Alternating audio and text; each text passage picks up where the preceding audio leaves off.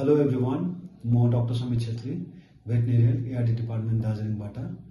र यो भिडियो मार्फत दार्जिलिङ शहरको जतिजना पनि पेट ओनर्सहरू हुनुहुन्छ उहाँलाई एउटा सानो सूचना दिन गइरहेको छु।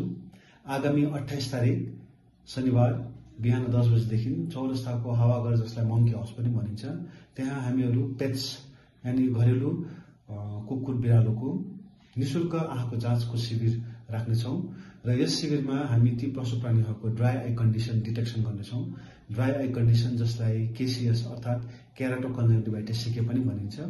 र यो बिमारी हुँदाखेरि पेट एनिमल्सहरूले आफ्नो आँखालाई पुरा पढाउँछ, तिनीहरूको आँखा रातो भएर आउँछ, पुरा इन्फ्लेम भएर आउँछ र त्यसरी पोइङ गर्दाखेरि कोही बेला कर्नियल ड्यामेज भएर ती पशु प्राणीहरू ब्लाइन्ड पनि हुन्छ।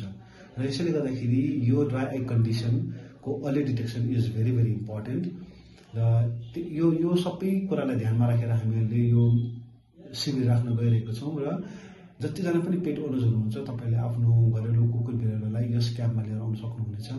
र साथसाथै म तपाईँलाई यो पनि निवेदन गर्दछु कि तपाईँहरूले यो भिडियो भरसक्दो सेयर गरिदिनुहोस्, जसले गर्दाखेरि अझै धेरै पेट ओनर्सहरूले यसको जानकारी पाओस् र उहाँहरूले पनि आफ्नो आफ्नो कुकुर बिरालोलाई यस शिविरमा लिएर आउन सकोस्।